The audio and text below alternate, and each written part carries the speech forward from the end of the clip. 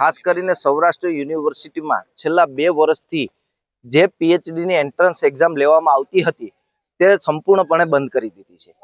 પૂછવા જાય છે તો સૌરાષ્ટ્ર યુનિવર્સિટી દ્વારા યુજીસીની ખોટી ગાઈડલાઈનો બતાવી કે ભાઈ યુજીસીની ગાઈડલાઈન છે એ મુજબ અમે કરીએ છીએ, પણ શું યુજીસીની ગાઈડલાઈન એક ખાલી સૌરાષ્ટ્ર યુનિવર્સિટી માટે જ છે? યુજીસીની ગાઈડલાઈન જેમ સૌરાષ્ટ્ર યુનિવર્સિટીમાં લાગુ પડે એમ જ ગુજરાત યુનિવર્સિટીમાં લાગુ પડે, એમ જ વીર નર્મદ યુનિવર્સિટીમાં લાગુ પડે ને એમ જ પાટણ યુનિવર્સિટીમાં લાગુ પડતી હોય છે. તો આ તમામ યુનિવર્સિટીઓ છે જે 2 વર્ષથી એન્ટ્રન્સ પરીક્ષા લે છે, તો સૌરાષ્ટ્ર યુનિવર્સિટીને લેવામાં શું વાંધો છે?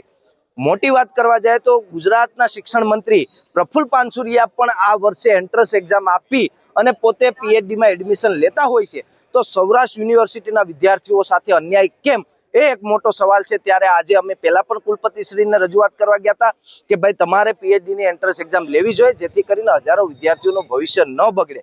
તમે જે નેટ જેઆરએફની જે અપેક્ષાઓ કરો છો એ સાચી છે, પણ જે વિદ્યાર્થીઓને પ્રોફેસર નથી બનવું અને માત્ર ને માત્ર ડિગ્રી માટે પણ અને પ્રોફેશનલી આગળ વધવા માટે પણ પીએચડી કરવું હોય તો જે એન્ટ્રન્સ એક્ઝામ હતી એ બંધ કરીને ક્યાંક ને ક્યાંક સૌરાષ્ટ્ર યુનિવર્સિટીના વિદ્યાર્થીઓ સાથે અન્યાય કરવાનું કામ આ સૌરાષ્ટ્ર યુનિવર્સિટી કરી રહી છે. તો અમારું માનવું એવું છે કે જો શિક્ષણ મંત્રી એન્ટ્રન્સ આપી અને પોતે પીએચડી થઈ શકતા હોય તો આ સૌરાષ્ટ્ર યુનિવર્સિટીનો વિદ્યાર્થી કેમ નહીં? એ આજે અમે વાઇસ ચાન્સલરને પૂછવા જવાના છે.